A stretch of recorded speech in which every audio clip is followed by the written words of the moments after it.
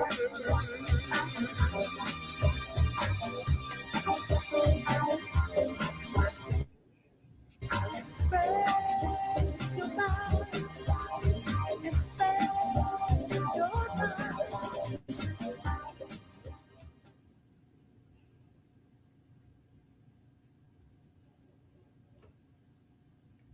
there we are. Good afternoon to our friends around the globe, and welcome to another segment of Groove Swing Speaks, ladies and gentlemen. We come on each and every Tuesday. It's 4 p.m. on the West Coast, 7 p.m. on the East, 6 p.m. Central Standard Time. Got a very special guest on tonight, and that is our dear sister, Dr. Leone Lettsome. And why don't we do her a proper introduction? I'm going to let Brother Robert Hicks do the honors. Robert? Thank you. Thank you. And good evening, everyone. Welcome to episode number 112 of Groove Swing Speaks. And it is an honor. I just feel so humbled to be able to introduce this sister right here. And I will definitely go into the best details possible. And if not, she knows where to find me, so she will strike me down. Anyway, here's the background. Dr. Leone Lettsome, MPA, is a nationally recognized public servant, scholar, and community advocate whose career spans more than 2 decades at the intersection of government, public policy, and grassroots impact. Raised in Pasadena, California, Leone's journey from the classroom to the halls of the municipal government is a testament to what happens when academic rigor meets a relentless commitment to people. One of the things that Dr. Leone is a proud graduate of is GSU, Grambling State University. And she earned her Bachelor's of Arts in Sociology with a minor in Psychology, followed by a Master of Public Administration, all before the age of 30. So you know she has smarts on her. In 2010, she was awarded a doctorate in higher education administration, completing a dissertation entitled Black Female Faculty's Perceptions of Interrace and Intra-Race Relations at Historically White Institutions. Man, that's how it makes me want to go out and read that and pick that up. I need to pick that up. Research that continues to resonate in conversations about equity, representation, and belonging in higher education.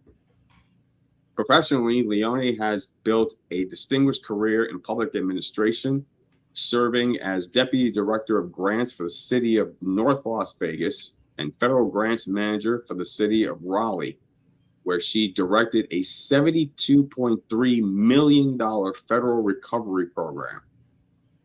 Her work has spanned community development, public health, housing equity, and human services, consistently focused on ensuring that the most vulnerable members of our communities are seen, served, and supported. She is also a sought-after nonprofit consultant. Dr. Leone has worked alongside a wide range of community-based organizations to design programs, develop fund strategies, and build operational infrastructure needed to sustain long-term impact. Her consulting work is rooted in a deep belief that strong nonprofits are the backbone of thriving communities. That is the truth. One of the Dr. Leone's most personally impacted areas of expertise is the design of homeless service programs, having worked directly with individuals in encampments, doing the outreach, coordinate interventions, and connecting with people to support and resources. She brings both the street level empathy and the policy expertise to build programs that work. She has designed and administered homeless services initiatives that center around dignity, meeting people where they are, and creating real pathways out of the crisis.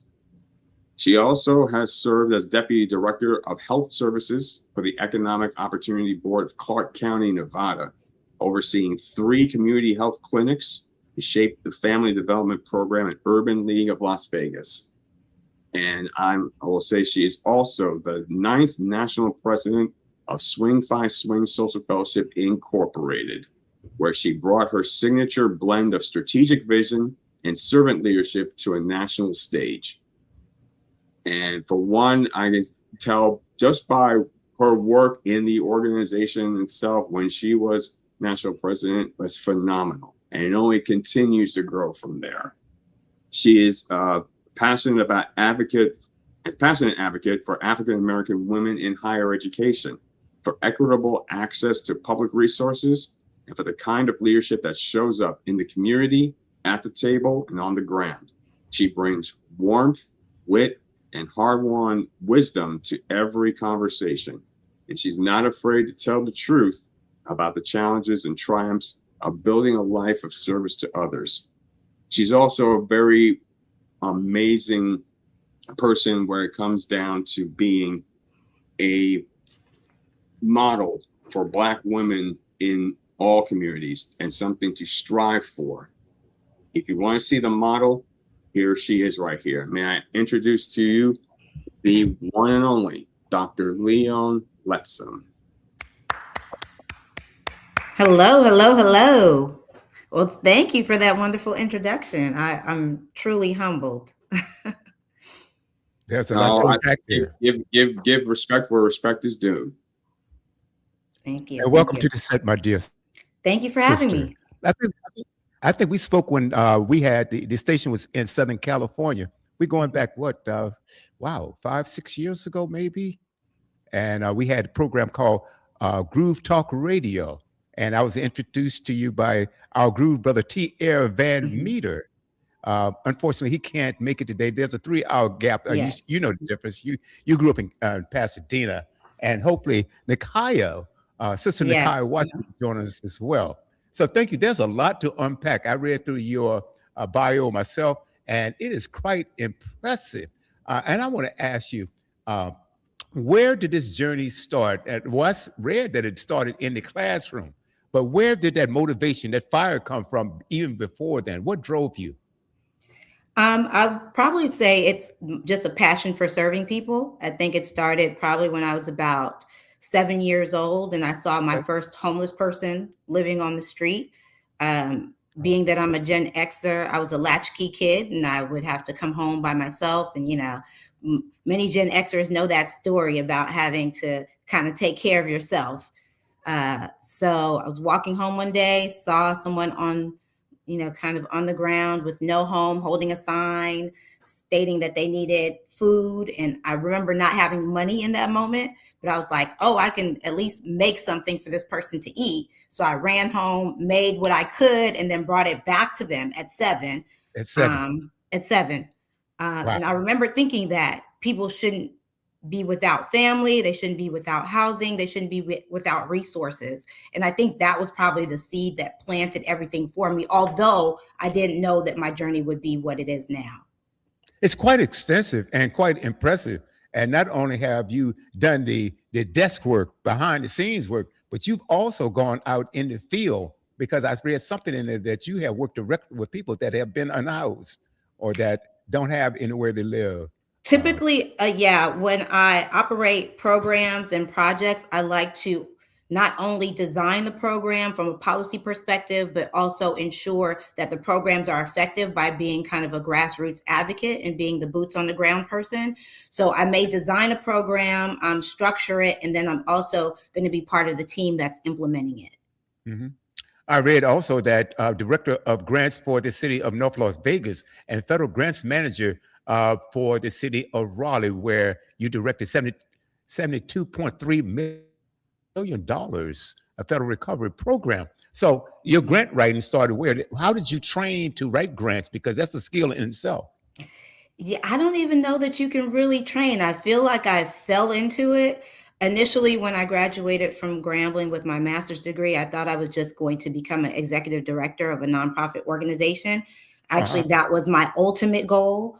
So I started working for one of the largest nonprofit organizations in Southern Nevada, and I quickly moved through the ranks there, working as a deputy director for health services, administering federal programming through health initiatives, and running 3 community-based health clinics, one focusing on HIV, the other on maternal health, and another just general wellness and care.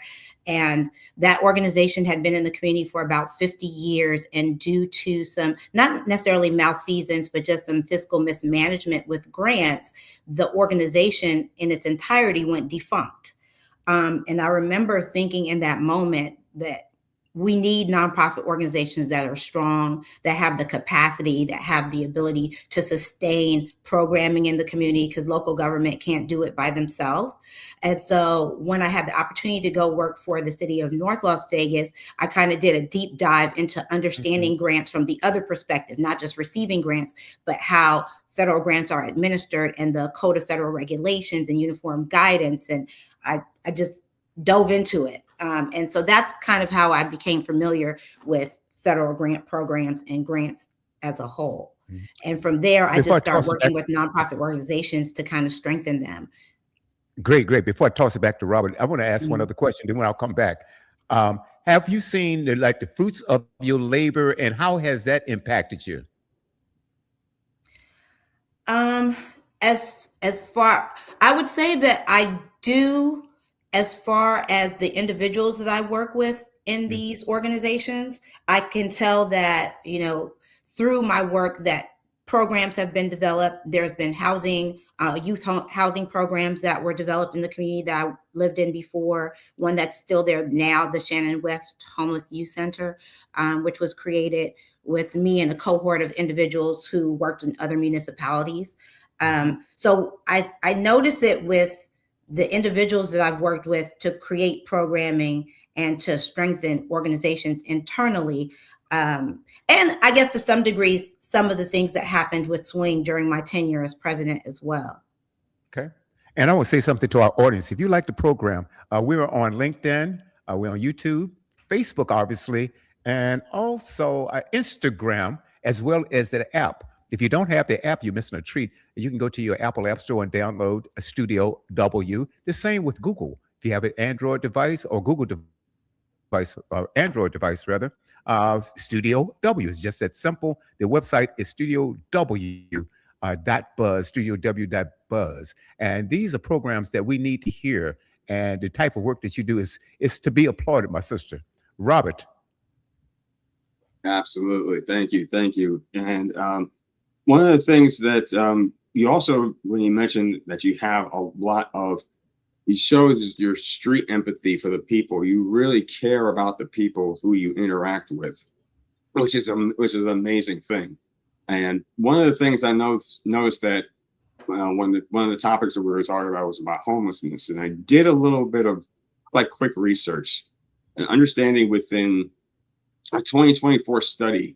It showed that about 771,480 people were considered homeless. But within our community, it was, even though the Black people are about 12% of the US population, we make up about 32% of the homeless population. So almost 1 in 3 are homeless.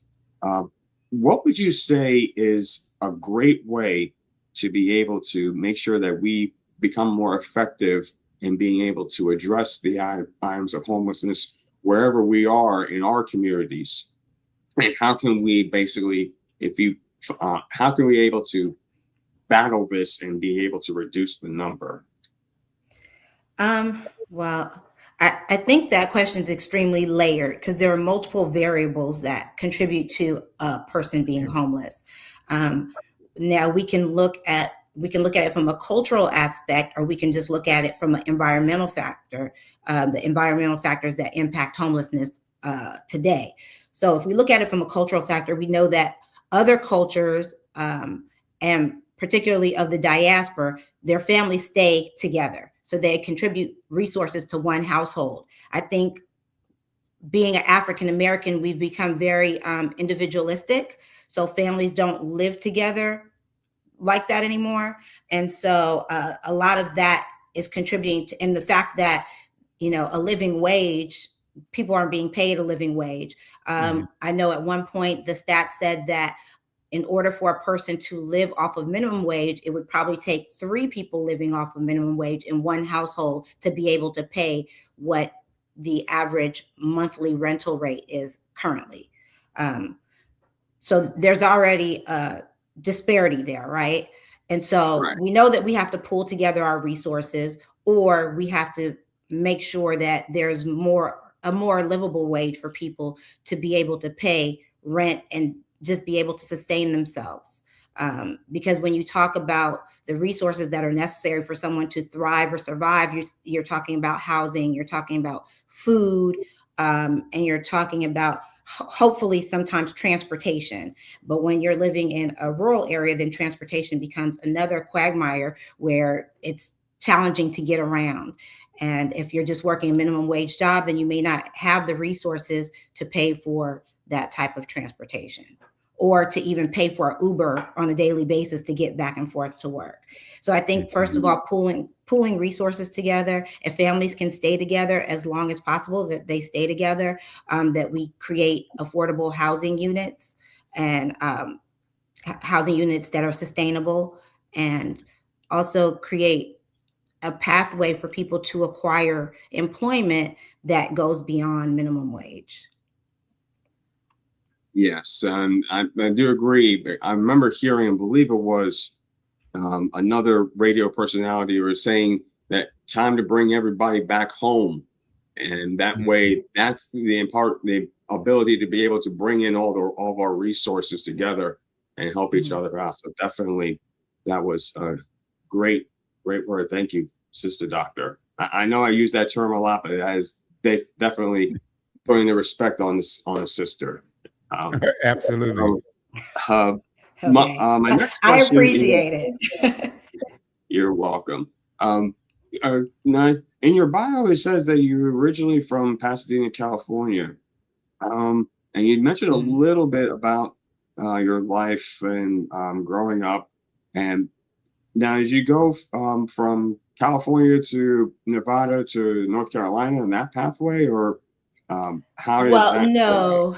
So so I am a first generation college graduate from my family. And so initially I spent my first year out of out of high school in California, because my parents were afraid for me to go beyond the walls and the borders of California. So I went to San Diego State for about a year, and then I transferred to Grambling. I did an exchange student program. Grambling at the time had an exchange student program with schools in California. And so you can go try a HBCU for a semester or two and decide whether you liked it and transferred or not transferred. Excuse me.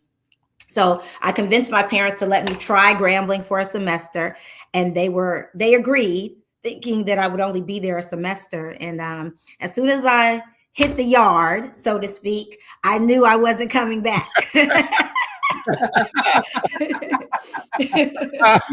The environment, just you basically were drawn to it, and the culture, and all the people.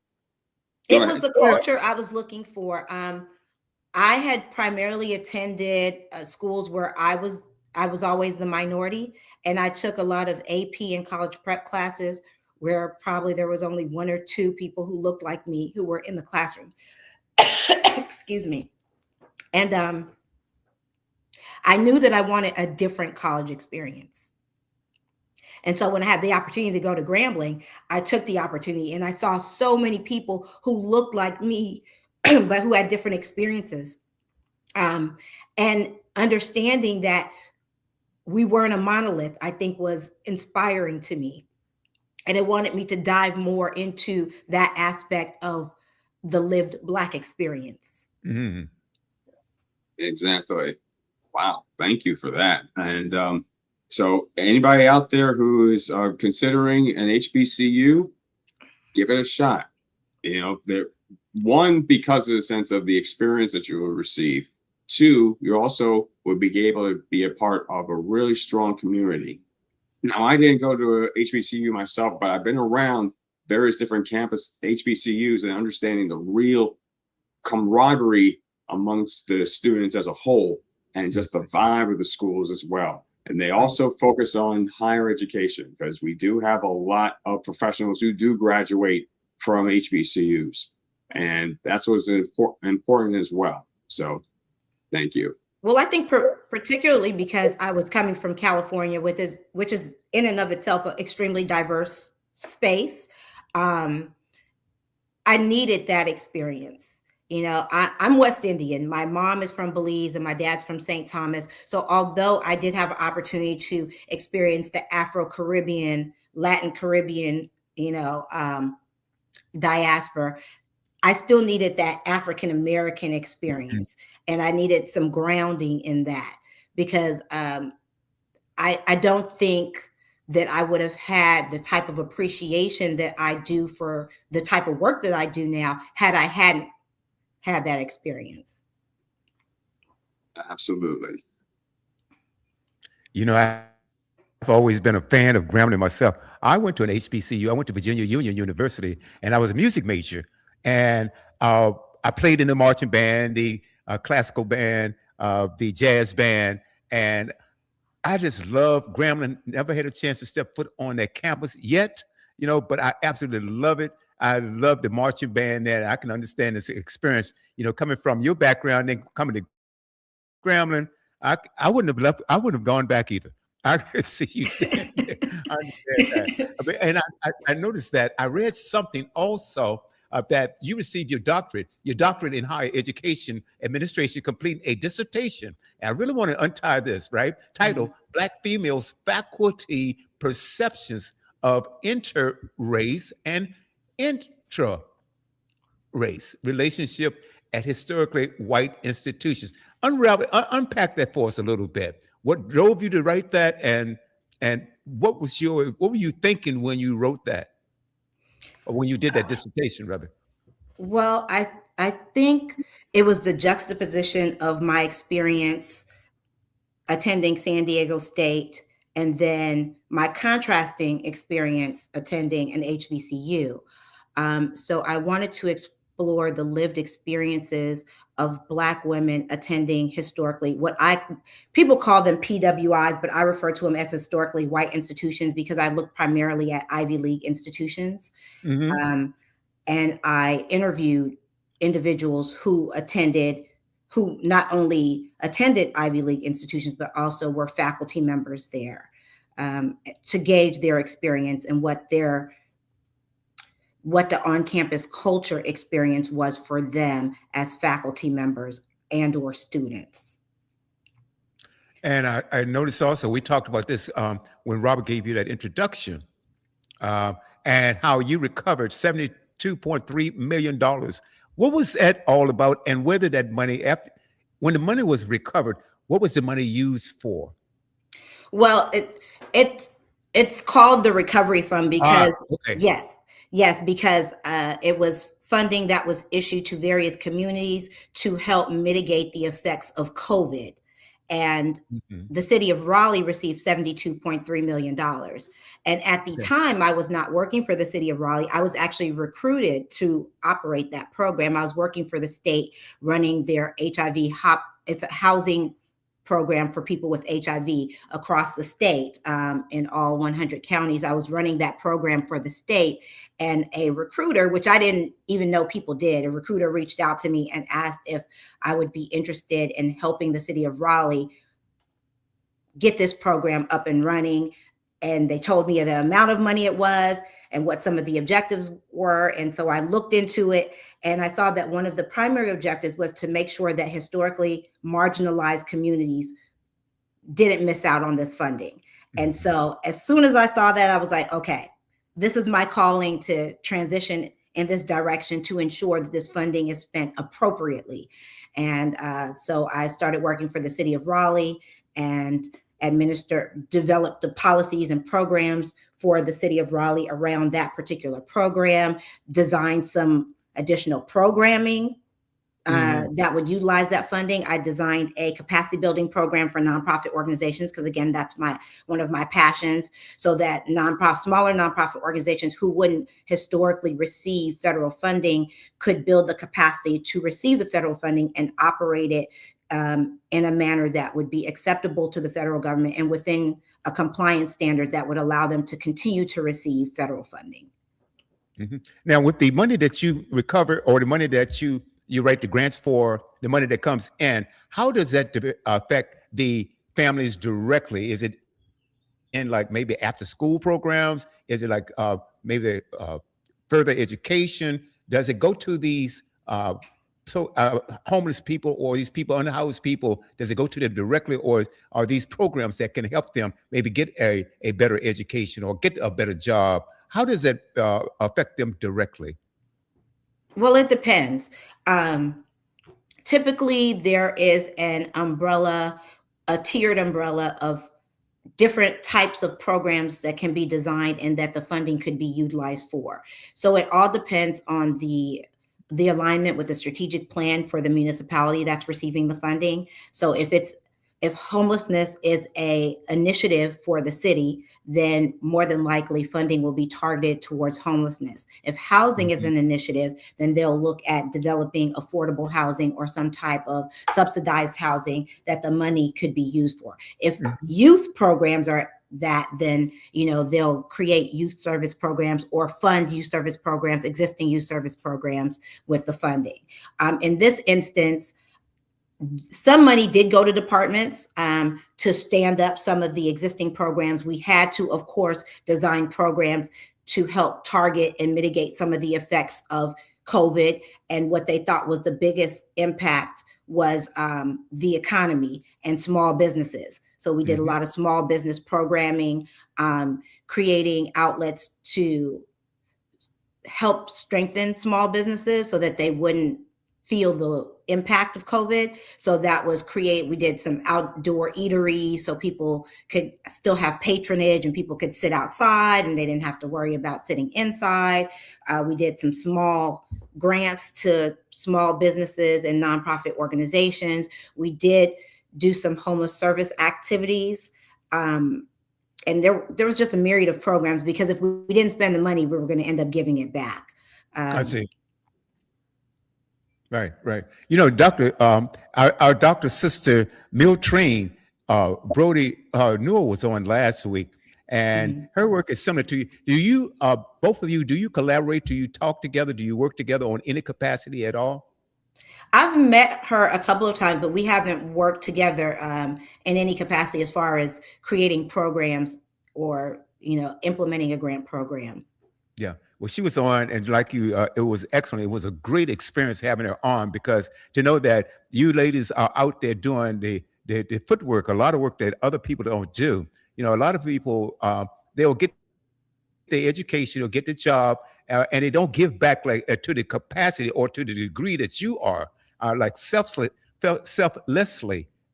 You go out there, give your time and energy and stuff. And when do you sleep with everything that you have going on? When do you sleep?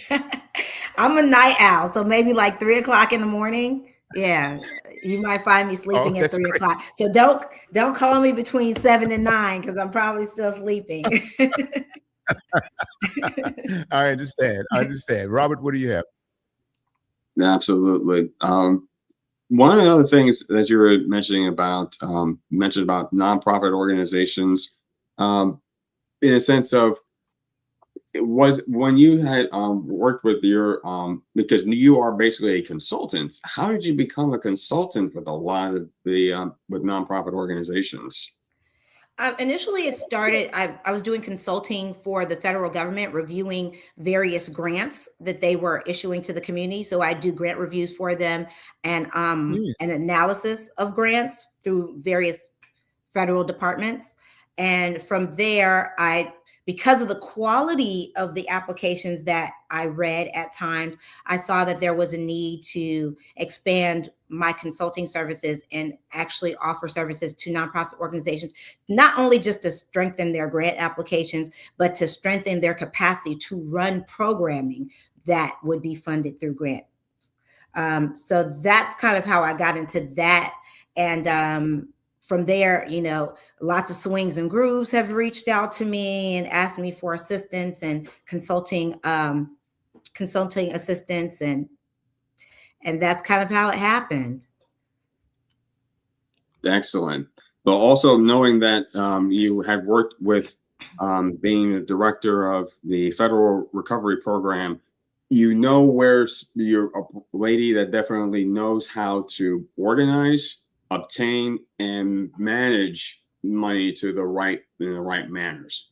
That is definitely, that shows it from what you've been in some of your work. And Um, people have trusted me to do that. I think that's more important. that's, That's even that's, more important. that's People the have piece. trusted me to do that. So I'm also humbled by the fact that people have given me the opportunity to do that, and that I've been able to execute in a manner that made the program successful, and where the funding was targeted where it needed to be. Absolutely, absolutely. Um, excuse me. So one of the things that I had a question about, since we're on Group Swing Speaks, I have to talk about Swing Five Swing Social Fellowship Yes. Incorporated. Mhm. How did you get introduced to that? And um, tell me your experiences with it for the next Sure. generation who might be interested. Okay. So I am a charter member of the Grambling State University Swing Chapter. Um, so this is going to be interesting because a lot of people that you all know are involved in this story. Uh, so was at Grambling State University.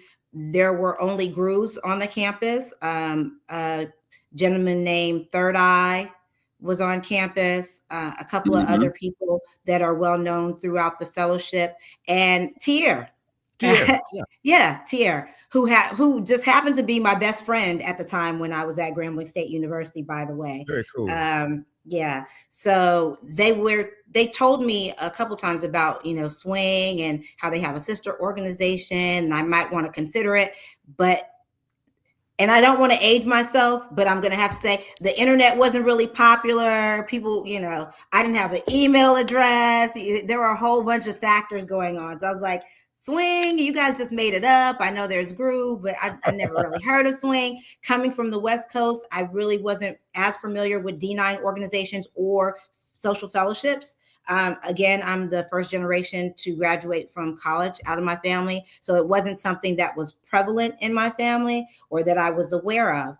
And so one summer, a sister named Solandra Dean reached out to me and said, well, the brothers keep telling me about you. And if it's something that you want to do, you could come stay at my house during the summer and we could help you join the organization. And I was like, I don't know you. That's what I was thinking. I don't know you. I'm not going to go stay with you. And I didn't know what I was getting myself into. But luckily for me, a dynamic young lady named Tamika Domino, who happens to be the vice president of Swing right now, spent some time away from the campus, joined Swing, and came back and started Swing on our campus. So she's actually the founder of Swing on Grambling State University's campus, and I'm part Very of the cool. charter line.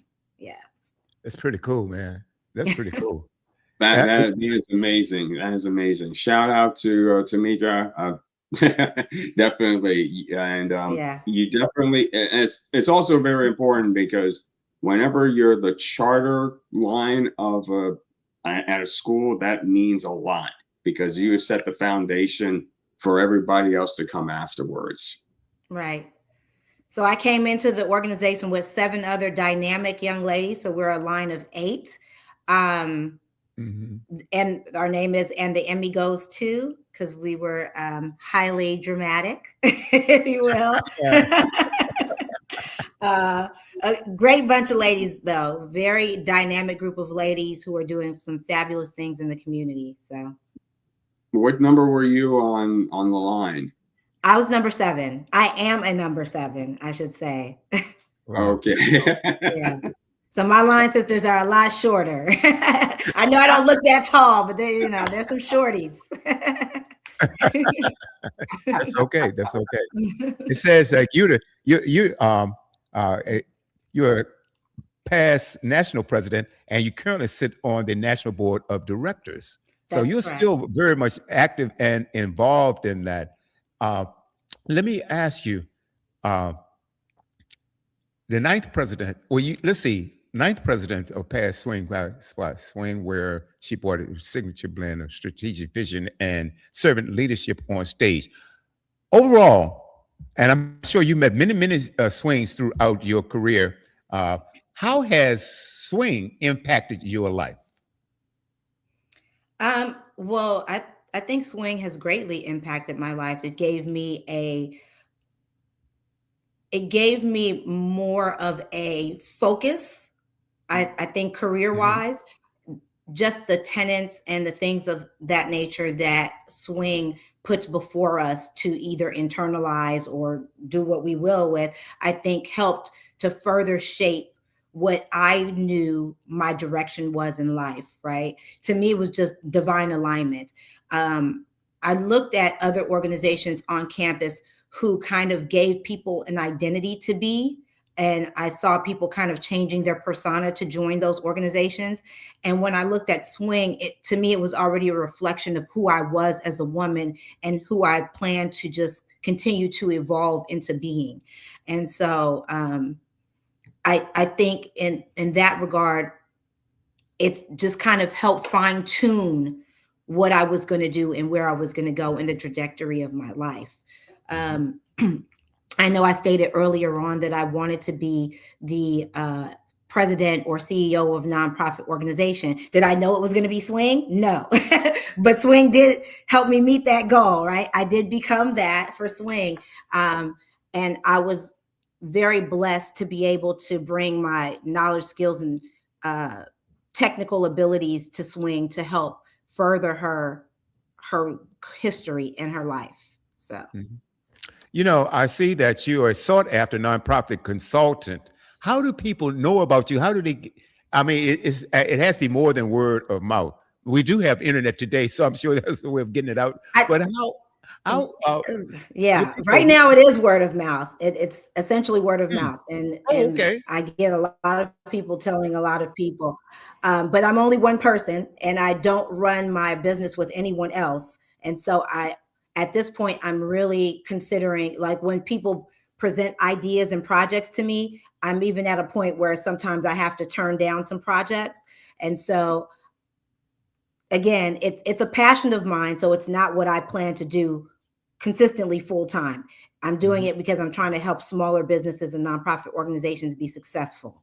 mhm. So, Well, I tell you, like you have, like you said, you get your bachelor's, your master's, and also your PhD. And I noticed something earlier that you have a minor in psychology. It seems like everything that you've done as far as your academics are concerned seem to have fit into what you're doing now. How do you link those? How do you feel about that? Because it seems like you use every tool in the toolbox.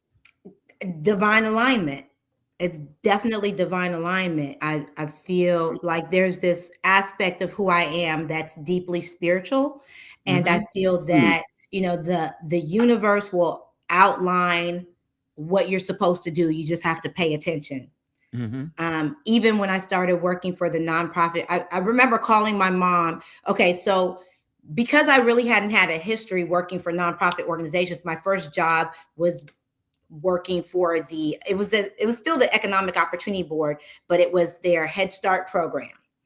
And I remember thinking, I enjoy working for Head Start, but I really need to grow my capacity to do something bigger.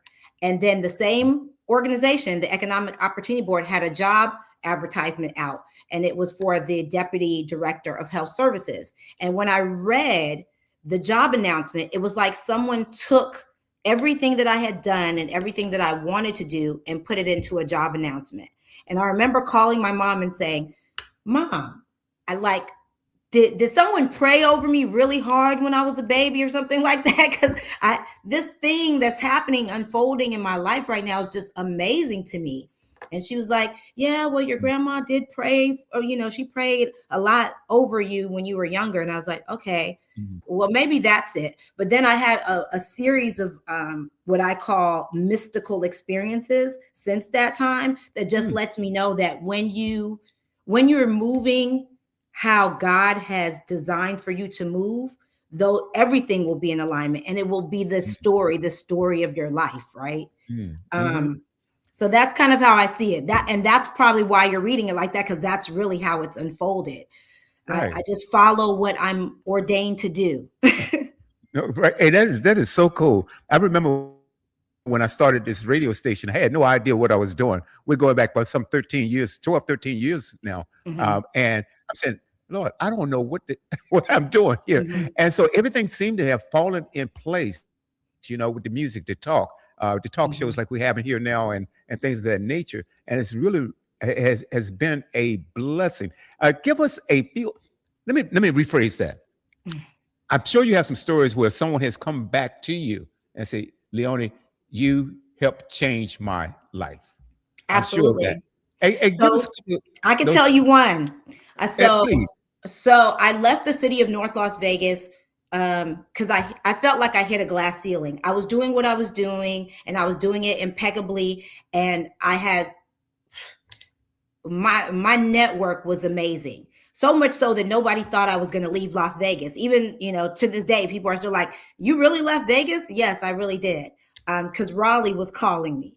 Nonetheless, I'm in Vegas. I'm working the job. I'm making all these connections. The mayor. I'm constantly working with the mayor and senators and the governor, and I have this breadth of political resources in my hand, so to speak. And I'm like, okay, but there's something else for me. There's something else that I feel like I did everything that God has assigned me to do here. And so now it's time for me to go to Raleigh. So I come to Raleigh, I'm working for the state, running the state HOPWA program. I get recruited by the city of Raleigh. Then my old job says, well, can you come back, and we have this grant program that we started, and we want you to kind of help us build the structure and kind of hammer out some things here.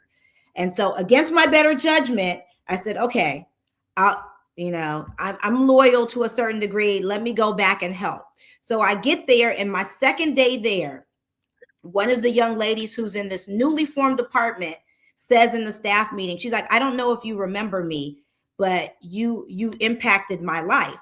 And I looked at her face, and I really didn't remember who she was, but I kind of went along with her story. She said, I came up to you one day when my dad first started having his issues with dementia, and you sat down with me for 2 hours and helped me find programs that I could use to help him. And I utilized those programs, and to me, it helped extend his life. He's no longer here with us now. She was like, but what you did in that moment was important to me because it gave me more time with my father. Wow. And yeah, it's my second day on the job. So those are heartwarming stories there. I really love that. And it's great when someone comes back to you and says, thank you. You really did something for me. What has been, in your opinion, one or two of your greatest accomplishments? One or two of my first greatest accomplishment is clearly giving birth to a dynamic, wonderful, intelligent, handsome son who is now in dental school at Tufts University. Whoa. Whoa. So that would definitely be my number one accomplishment. He is phenomenal. And my second greatest accomplishment would probably be, I'm not sure. I would probably say leading swing and having the opportunity to lead swing. Excellent, excellent, excellent. Have you considered running for national office? I would love to see. Okay, let me just cut to the chase. I think you should be a United States senator, if not higher.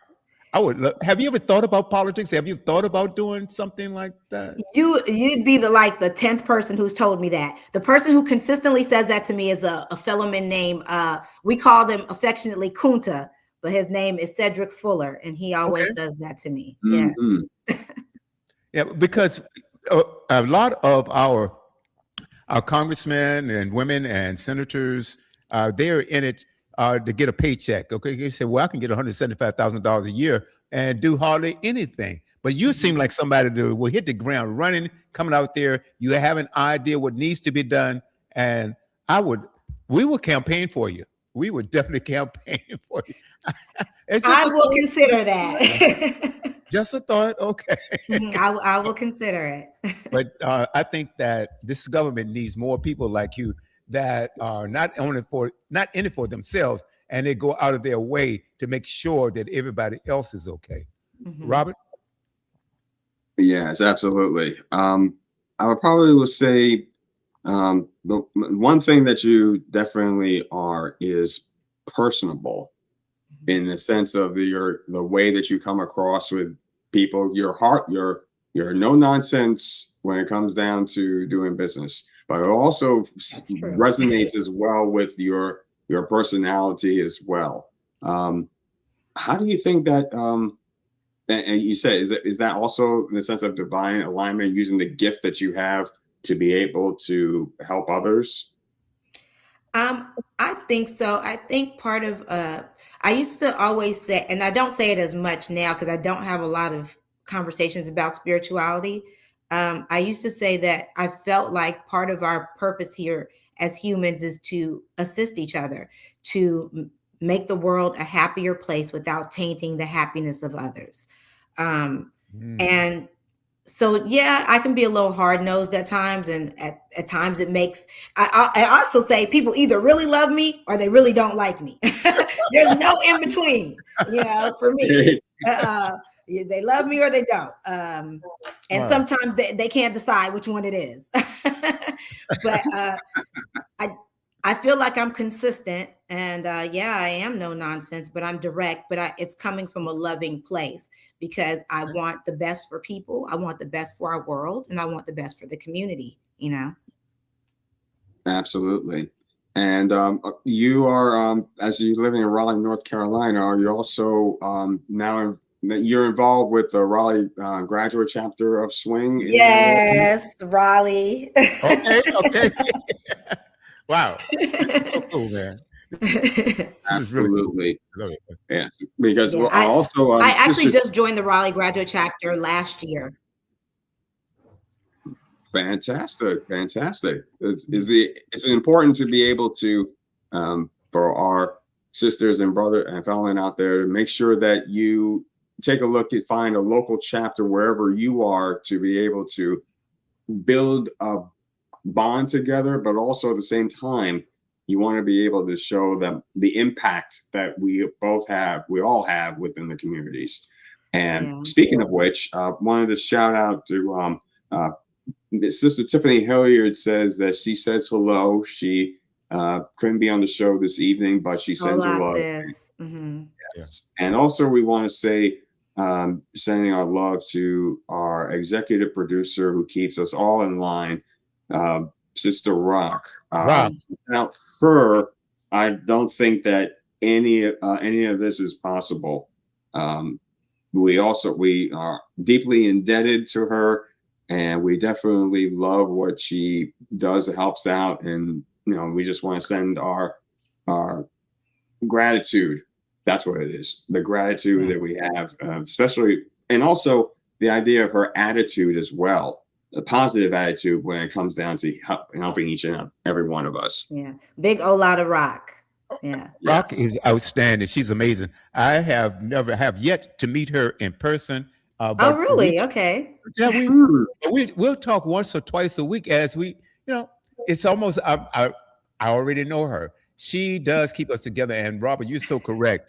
This program would not be what it is without her. She keeps us organized. Mhm. She schedules all the programs. Matter of fact, I think that she has us booked up until July.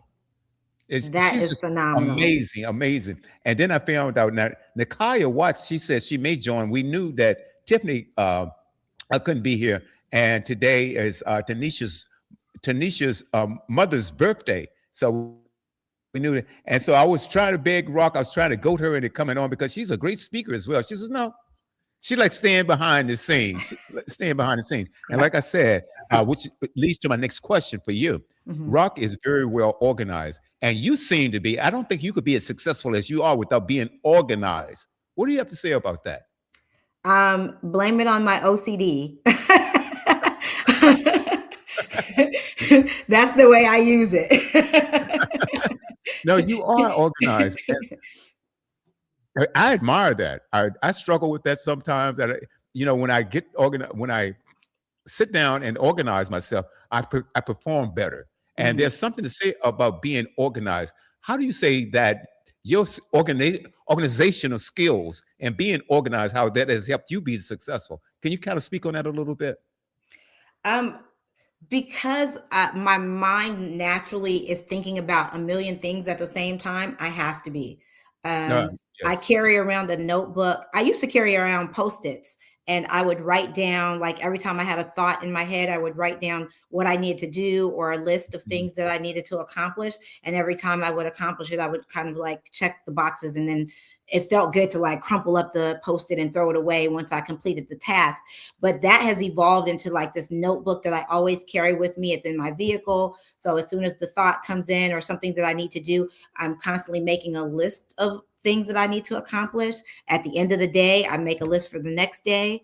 um, it just helps me flow. It Mhm. might be, I don't know, it might be a bit much for other people, but that's just the way I stay organized, and it helps my day flow better, you know. I tell you what, and it keeps you from getting a headache too. Instead of thinking about it, because I'm a writer, Mhm. whether it's poetry or writing the lyrics to a song or something like that. And I remember, when you lay down at night, you get thoughts and things like that. And I said, "Oh, I'll write it down tomorrow." But guess what? It never comes. Yeah, you won't You need remember. to write it down again. That Yeah. is a very, very important point. And it helps everyone. I mean, anyone who wants to accomplish anything, you have to be organized. So I Mhm. really appreciate that about you. I'm Tell a us. writer as well. So, and at Grambling, I used to write. That's how people knew me, because I used to write poetry, Mm, and I would do spoken word and perform spoken word. A lot of militant spoken word. I don't know if you guys recall the Def Comedy Jam era, but like that was my Oh goal too. yeah. Like, I'm gonna go on Def Comedy Jam. I'm gonna get one of these to, hit, and I'm right. gonna go. Um, but I never did that. But I have performed plenty of times in local venues. And then, Mhm, once I got out of Grambling, I just stopped writing creatively.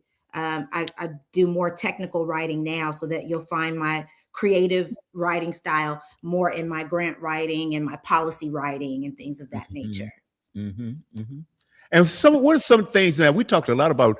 Uh, the things that you do working wise. I mean, your business and things of that nature. What do you do for leisure? Um, I I like organizing. that's what That's that's not what I leisure. do. It is like creative wise. I like crafting, but things around organization. So Okay. color coding things, painting. No. Occasionally, I'll go hiking or do some yoga, but I'm really into like interior design and interior organization. Mhm. So I've been redoing my whole entire place, new wallpaper, new paintings, new everything. And Um, you doing it all yourself. I've enlisted some people who I've voluntold, but outside of that, outside of that, yeah. I mean, the design element is all me. The execution may not be all me. I understand. I understand. There you go. Okay. Oh, And you met one of my close girlfriends last week, Dr. Sophia Hoskins. yeah, Oh, not yes. Hoskins anymore, but Dr. Sophia, Dr. Dr. Sa. Sophia, that's who it was. Yes, That's who Hmm. yes. it was. Okay. Yes. Outstanding. I absolutely love that. Love that. Love that. As a matter of fact, we have another show. Well, I engineer it. Mhm. It's one that we started about 10 years ago, and it comes on Saturdays. And Dr. Okay. Sophia will be on that particular show. I don't know exactly what day it is, Mhm. but I think you would love the host of the show. She's a family court judge, and she's out of Arkansas, and she's Oh, had a okay. show on my program on my network for going on Mhm. 10. This is her 10th year. And if it's Wow. okay with Okay. you, I would love to pass your information on to her. You would love her. She would Of absolutely love course. you. Yeah. Of course, of course. I'll And be more than happy to do that. maybe you can talk her into being a swing too. I'm still trying to work on Dr. Sa. It's one person at a time. Oh boy, let's do that. Let's do that. I can't believe we only have 6 minutes left to go on the show. Robert, what else do you have? And then we're gonna come back to our dear sister. Um, the one final thing that I see here is the quote that you have here: 20 years of turning policy into impact, one community at a time. Mhm. That Mm, um, is that where did that come up? Is that your mantra? Is that a vision statement? What is that to you? Yeah, I would say that that helps keep me focused. So oftentimes, if someone is interviewing me for a consulting opportunity, I'll say something of that nature because I think the challenge is sometimes policy seems extremely nuanced. And when it comes to grant administration or federal programming, a lot of the time the Mhm. the execution can be streamlined and it doesn't have to be so confusing and complicated. So I found a way to really understand what I call government ease or the federal regulations and simplify it for people. So Right. so it's not that much of a barrier to creating programs that have impact, because if you're not being impactful in your program, then eventually they're going to take your funding away. And then if they take your funding away, then the community is not being served. And the objective is to ensure that those who are historically underserved or marginalized communities are served. Hmm. Um, Hmm. and that those communities are targeted in the most positive and impactful way. And so in order to do that, you have to make sure that policy is aligned with direction and impact. Absolutely. Absolutely. And I would definitely say that you and the continued success, and this is going to lead to something even bigger and better, because there's always an Yep. opportunity. There's always opportunities that are, as long as you continue on in your purpose, as well as anybody continues in their purpose, there is always a guarantee that the door is going to be open to something that you might not even expect, but is going to give you an extraordinary life. There's that blessing that comes from above that will Absolutely, be absolutely. dropped on you that you won't have enough room to receive it. Mhm. That's that. Do Walk in you? your purpose. Yeah. Let's say, Dr. Leone, is there? Do you care to contact or provide some contact information? And we'll put it up on the screen right now for anyone who wants to solicit your services uh, or reach out to you for whatever reason. Is there Yeah, information that you'd like to share absolutely. with us? So most of my consulting contracts are obtained through LinkedIn. So you can find me at Dr. Leone Lettsome at LinkedIn. And if you Mhm. message me there, then we can schedule some time to go over whatever your program or project is and see if I'm a good fit for consulting for that particular project or activity. And that's where I usher most of my consulting contracts Mhm. or Okay. people who are considering consulting contracts through LinkedIn. Let's. Other than that, you can find me at Doc Leone's Life brand at Instagram and Doc Leone at Facebook. Is that Doc DOC? DOC, yes. Okay, very good, very good, very good. And don't forget what I'm saying about you running for Senate. But you know what? I'm thinking right now, let's shoot for higher. Let's shoot for president.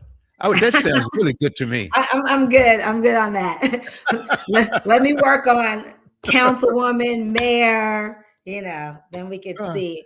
yeah, Assemblywoman, perhaps. yeah. Okay, okay, okay.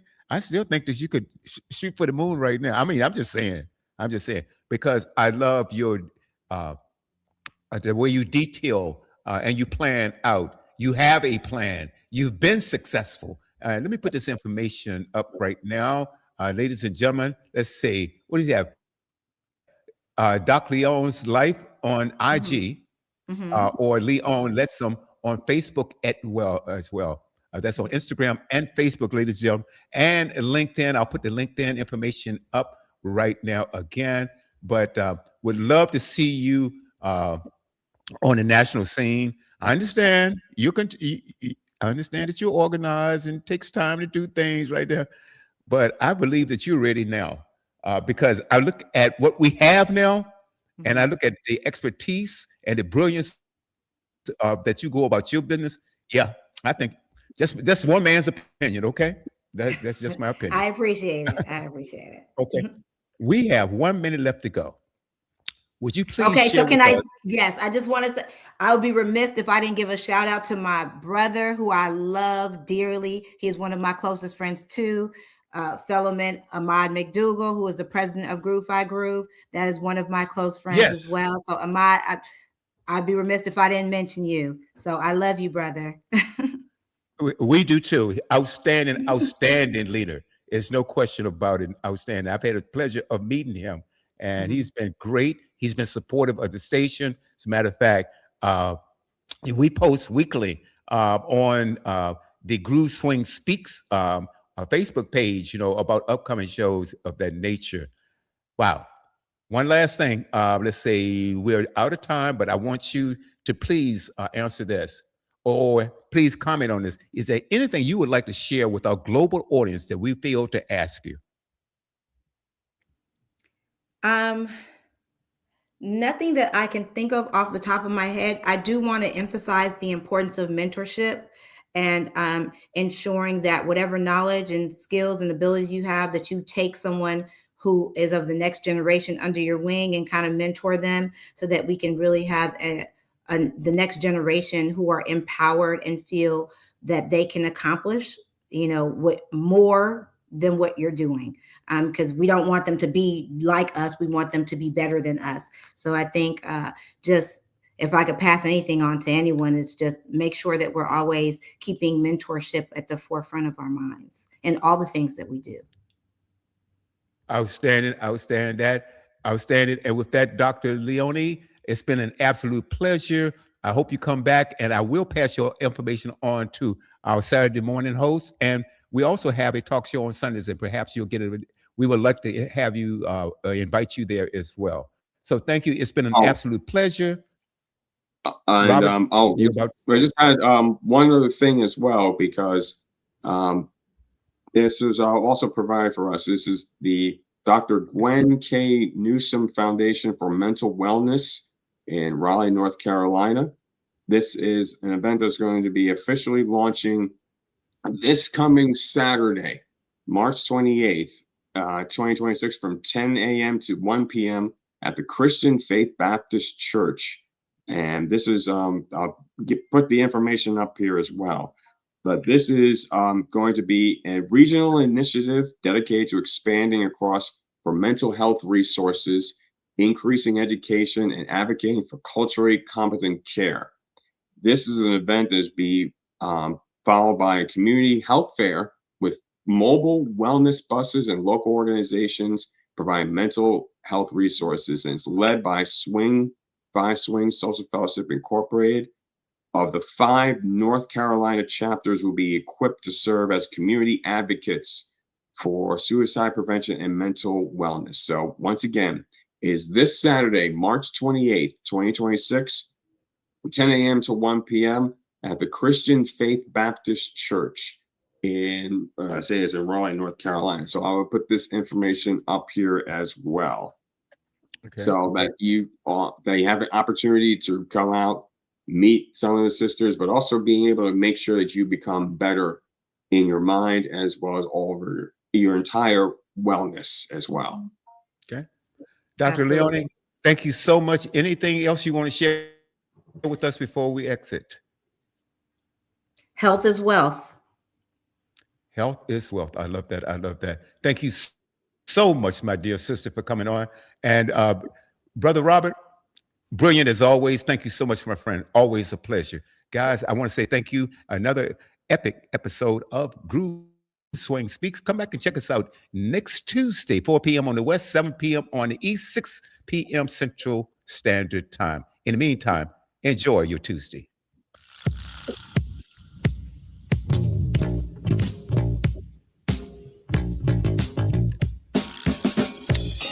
Lonnie Listen Smith and the Cosmic Echoes. Chance for peace. Good night, everyone.